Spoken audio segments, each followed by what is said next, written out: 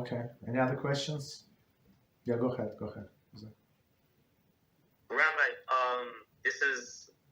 I remember you told me that when through a conversion, since you're the one converting us, you're considered as our spiritual father, correct? Yes, yeah.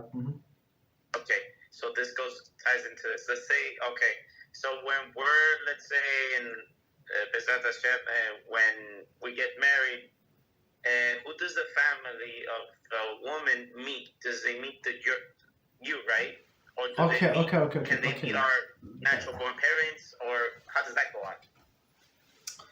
Okay, that's I'm going to give you the short version of the answer because you're asking a huge question. So I'm going to give you only summary.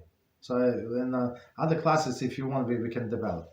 But now it's only summary. So when how the marriage, the whole dating system is working in Jewish circles, right? In Kosher Jewish circles. So we prepare the resume. So in this resume, you will say whatever you're looking for, like honestly, and you describe yourself, and all of that. It's a standard resume. Of course, there is like some free lines that you can add, whatever. And we go through the matchmaker, and every person is supposed to have some reference points, right?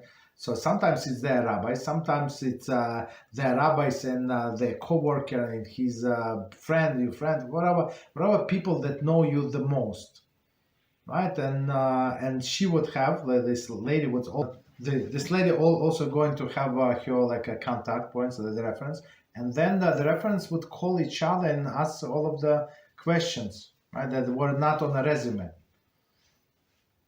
You understand? So it could be anybody. So anybody that you want that person to represent you, that know you the best, right? I mean, and a person is not going to lie. We don't need the lies in this marriage, right? So yeah, you can pick anybody basically. Okay. But that's a short version about dating. It's much more complicated than that.